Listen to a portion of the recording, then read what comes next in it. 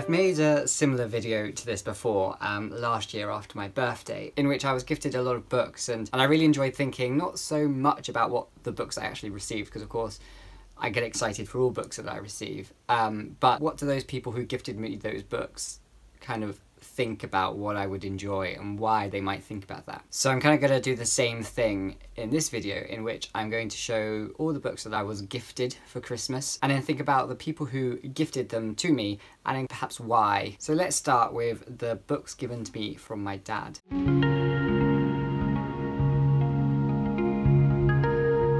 The first one is Kobo Abe's The Woman in the Dunes. This is a Japanese translated fiction about a man who happens to seek shelter in this village that is half buried by dunes. I don't know much more about it, but I do know exactly why my father gifted this to me, and it's because the introduction of this book is written by David Mitchell. My dad knows, as many people know, that David Mitchell was one of my favourite authors, and then obviously my dad saw it in the shop and realised not only did A, I like Japanese literature, but B, David Mitchell obviously likes it enough to write the introduction, so that is going to be quite meaningful, and it's nice to know that, you know, he actually takes that extra step, and he knows that, well, I've already read all of David Mitchell's books, so what other books are there that could pique my interest, and he found a really good one. He also got two Penguin modern classics. He got The Hearing Trumpet by Leonora Carrington and Nadja by André Breton. Now these are both sort of surrealist books, which is interesting. I have spoken about these books to him before, and I've spoken about André Breton particularly and the movement of surrealism. He also knows that I do like the Penguin modern classics, so that's an additional exciting thing. Nadja is a surrealist, sort of. I don't think it is really a romance, because it's like an obsessive love for this woman that one man had a chance encounter with. The Hearing Trumpet is kind of just sounds like a really wacky book in which an old woman is institutionalized into an old home, and she hears things, I think, through this hearing trumpet that perhaps are a little bit mysterious, a little bit quirky. And then the last book that my dad bought me was Sudden Death by Álvaro Enrigue. Now this book is a translated book from Spanish. It's a Mexican book. The author is Mexican, I believe, although he lives in America, I think. And it just sounds right up my street. It sounds really odd and kind of tackles a pretty heavy subject in what seems like it's going to be a funny way. So it's about a tennis match that is happening in Italy, I think, between two kind of big powerhouses in European history, whilst at the same time it's looking at the fall of the Aztec Empire in Mexico, and the European role, I think, in that. I think my dad has kind of noticed that perhaps I've been getting into Latin American literature, so he's obviously tried to scout out ones that intrigue me in very interesting ways, and I absolutely love the cover of this book too. So this is an exciting one. And I'm really glad he got it for me, because I can't actually wait to get to it. So then, the books from my grandma.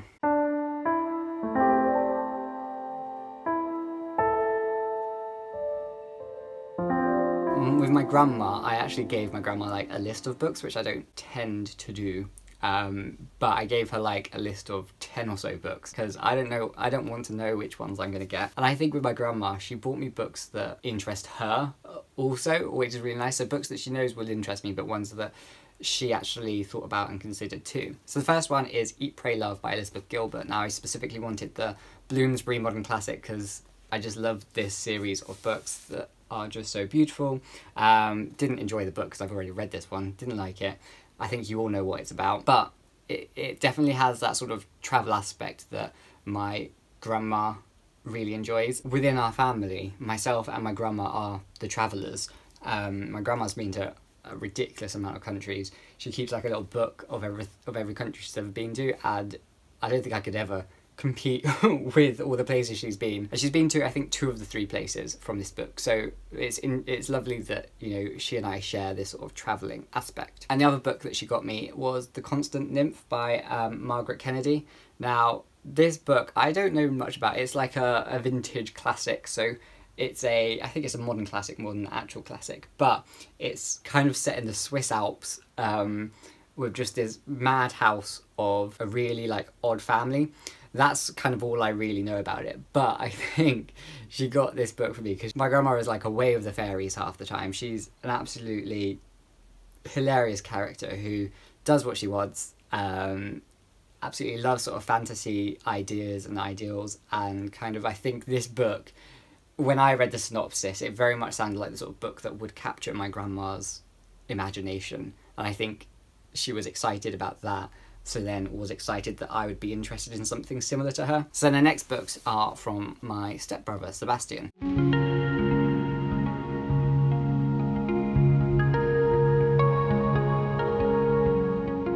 And again, I gave him a list of like 10 books and got him to choose ones. It's funny because the first one he chose is Royal Assassin by Robin Hobb. Now, I think he chose this one because I also gifted him some fantasy books. So he and I don't always read the same kinds of books. He very much reads like very heavy non-fiction history books, which is like one of his passions, but he does also read fantasy, and that's kind of where we have crossover. Even though I don't think we've ever read any fantasy books that are the same, this one, I think he knows the author, so he recognises the name, and I think that's kind of why he picked it up for me, because it was that sort of link that he could be like, oh, you know, I actually know about this one, here, have it.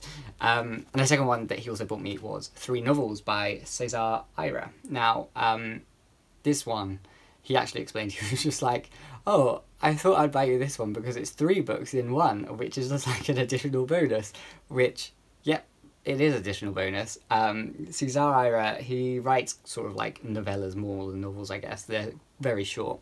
And I've read The Little Buddhist Monk by him, and I absolutely loved it. He's this Argentinian wacky writer who kind of just plays with his writing, and I think this book, or these 3 books inside this one book, are going to do exactly that, and I'm quite excited to read more from him. He's got so many books out, this author, like a ridiculous amount. Not all of them have been translated, but the ones that have been translated, I would love to work my way through. So I was very much happy to see that he bought me three novels from him. So the next books are all from my mum.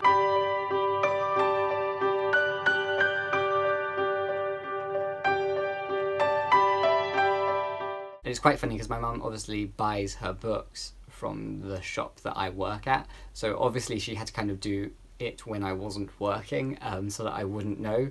And I think on one of the books I know she worked with one of my colleagues with, and the other 3 books I know she definitely picked up by herself. So those are The Little Book of Bob, Life Lessons from a Streetwise Cat by James Bowen. Now James Bowen was a homeless man who I think made a career from writing about his cat Bob. My mum bought this because I think I'm a little bit too obsessed with cats. She thinks that I spoil our cats, and she thinks that, you know, I'm too soft when it comes to cats. The next book is Reputations by Juan Gabriel Vásquez. Now this book is a Colombian one, I believe, and I don't know if there has been a film adaptation of this book, but there is a film, this Latin American film that I think deals with the very same topic. Mum obviously picked this up for the very same reason that Dad picked up Álvaro Enrigue. In the Latin American literature, it sounds exactly like the kind of book that I want. It's about a political reporter, I think, reporter or illustrator or something, a political something to do with newspapers, and I think he goes back to his home city or something, and it's about like a sort of scandal that begins to unravel and affect his career, even though he's towards the end of an illustrious career, and how that kind of impacts his then sort of history, I think. So it sounds absolutely fascinating. Definitely the sort of book that I would love. The next book that she bought for me was The Diary of a Bookseller by Shaun Bythell. Now, I think this is fairly obvious why she bought this for me. I think she was also worried that somebody else might buy it for me, but nobody else did, which is nice. And it is, as it says, it's a diary of a bookseller. I think she kind of thinks it will be very relatable for me, which of course it will be, and quite witty and funny at the same time. And then the last one that Mum bought was The Boy Who Belonged to the Sea by Denis. Thériault? Oh goodness. French surname. Don't know how to pronounce this one, didn't look it up. Thériault, I think, or something like that. I know I have a few subscribers who speak French, so hopefully you can correct me and tell me exactly how to pronounce it. This is a book that I think I've spoken about to my colleague. That's why I think she then might have worked with my mum, because it's one that I'm excited for, not only because it has a beautiful cover, but it's basically just about 2 boys who are brought together through their grief. And it's one that's sat on our shelf for a while, and I've always been umming and ahhing as to whether or not I should buy it. And I never bought it, but now I've been gifted it. Double points for Mum for that one. And then the next book came from my colleague who I work with, Claire.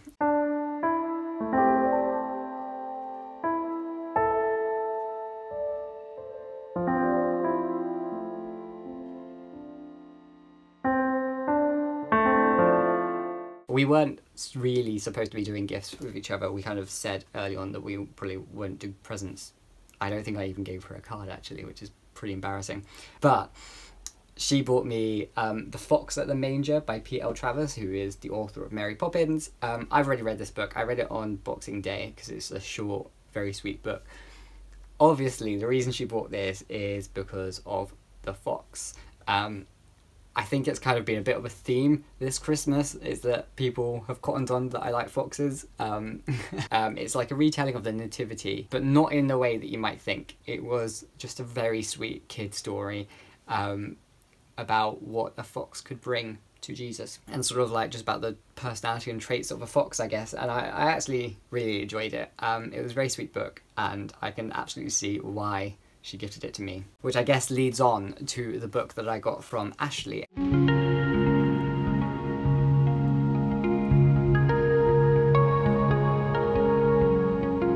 Ashley from A Frolic Through Fiction. I saw a book that I was just like, oh, this book is an absolute Ashley book, and I got it into the shop so I could buy it and send it to her for Christmas. And then she wanted to return the thought, so she sent me a book and a really beautiful watercolour picture, which I absolutely adore. Again, the themes are foxes. So the book she bought me was Fox 8 by George Saunders. Ashley was very astute in that she noticed that I had been reading and loving a lot of books that were told from an animal's perspective. Now, I didn't actually clock onto this. When I made like my Bookish buzzwords video, it wasn't one that even crossed my mind. I didn't think. So Ashley bought Fox 8 because I also love foxes. Yeah, I'm really excited. George Saunders is best known for Lincoln in Bardo. This is a book about a fox learning to speak human language, and it just sounds really adorable. I've read, I think, an excerpt of this book, and I loved the voice of the fox, but it's really sweet. And actually I looked inside and the illustrations of this book are so lovely, and I cannot wait to read it all, even though it won't take me very long. I'm very excited. So then the next book came from Debbie.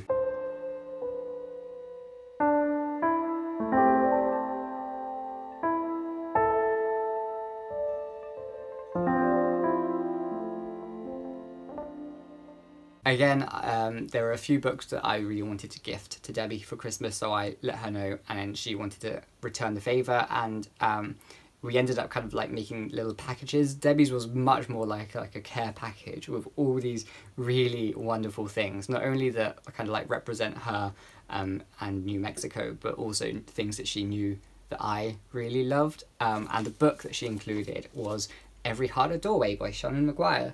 So this one, of course, about the aftermath of children coming back from being in other worlds. Now, this book, Debbie really enjoyed, or really enjoys the series that this book is a part of, and I've always wanted to read the series. It's been a little bit tricky for me to get this in the UK. Debbie was very kind to gift it to me because she knew that A, I wanted to read it, B, I was struggling to get it, and C, I would probably love it. So hopefully I do, and I'm super excited to read this. And then the next books came from Miriam.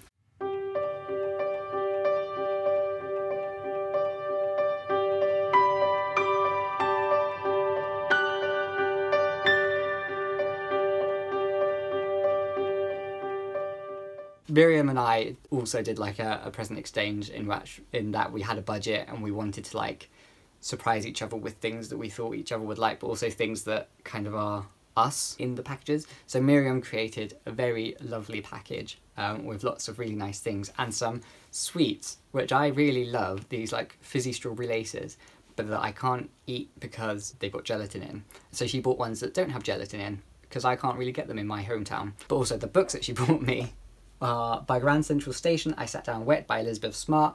This book is basically Miriam's attempt at trying to get me into poetry without reading poetry. She says it is a novel, and she says, is it a novel or is it a memoir? It might be a memoir over a novel, or a novelised memoir. I'm not entirely sure actually, but she says it's the closest that I can get to reading poetry without having to read poetry, and she just wants me to read it. So that's very exciting. And then also she got me Diana, Das Buch zum Film. Shrek ruined me for ever trying to do a German accent because of the pigs and also Caterpillar in A Bug's Life. every time I like even speak a word of German, I can't help but slip into that, yeah, I'm a beautiful butterfly, sort of really awful accent.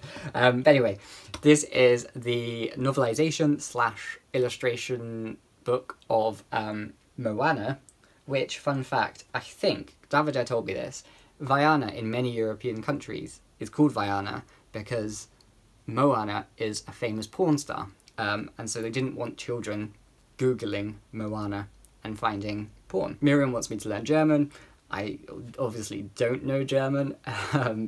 Davide knows German, so he's read some of this to me, or at least he's translated some of it for me. So that's something. And also, I love Moana. I am Moana. I'm not Moana, but I would like to be. Although I think I'm a little bit too scared of the ocean. Finally, the last two books are from Chloe.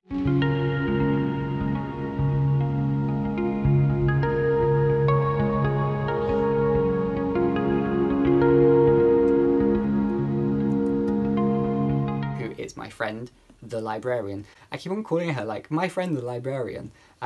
Chloe works at Sidmouth Library. She and I got close when I was doing my work placement there, and we meet up every now and then now. The first book that Chloe bought me was Shirley Jackson's We Have Always Lived in the Castle. Now when I read The Haunting of Hill House, I read it with Debbie, and Chloe also read it along with us, although Chloe and Debbie haven't ever spoken. So Chloe bought this for me because she wants me to read a good Shirley Jackson book, because I didn't enjoy The Haunting of Hill House, and Chloe really likes this one, so she thinks I will. And the second book that Chloe bought for me was The Lie Tree by Frances Hardinge. Chloe and I have very similar reading tastes. We have a lot of books in common. We both enjoy similar YA books and similar adult books too, which doesn't happen often with people that I meet. Like, oftentimes there will be lots of books that we don't have crossover with, but Chloe and I have a lot of crossover. So anyway, she bought me The Lie Tree, which is apparently one of her favourite YA books. She really enjoyed it. She was recommended it by a friend who she trusts and who also has a similar reading taste to us, to myself and her, and so she bought it for me. And I've started reading it. I'm about this many pages through, and I'm really enjoying it so far. I think it's really atmospheric in the way that The Raven Boys was atmospheric, but it's a different atmosphere. It's quite gothic, and I'm very much enjoying where it's going. There's been a bit of a surprise, which I wasn't expecting, so now I have to go and figure out what's happening next. So I was an extremely lucky human man this Christmas because I received a lot of books, and I wasn't expecting so many books, but it's literally all I want. So I've been very lucky to receive so many books. Very grateful. Cannot wait to read them. These are going to be read most likely throughout the year, so you'll see more about them as I read them as the year progresses. I hope you enjoyed this video. Let me know if any of these books take your fancy, if you've read any of them, or what your thoughts are, and I'll see you next time for another one. Bye bye.